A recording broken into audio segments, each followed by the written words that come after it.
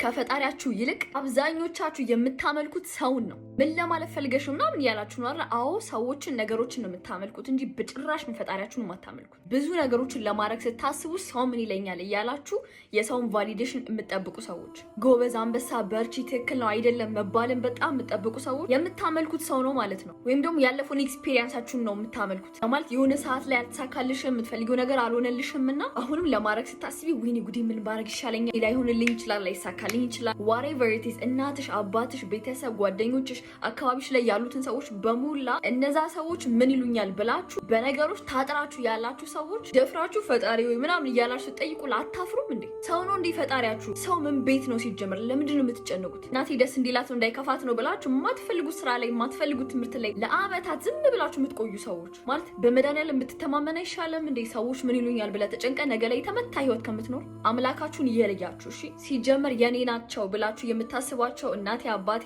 አክስቴ፣ ጎረቤቴ፣ ሰው ምን ይለኛል ምናምን ብላችሁ የምታስቡ ሲጀመር ማን ነው የእናንተ ያደርጋችሁ? ኤኒ ታይም እኮ እነዛ ሰዎች በህይወት ላይኖሩ ይችላሉ። ኢቭን ቤተሰቦቻችሁ ፋይናሊ የምትቀሩት ብቻችሁን ነው። የእናንተ አይደሉም ሲጀመር የፈጣሪ ናቸው። ለዚህ ነው ከምንም ነገር በላይ ከራሳችሁ ጋር ጊዜ ኑራችሁ የምላችሁ።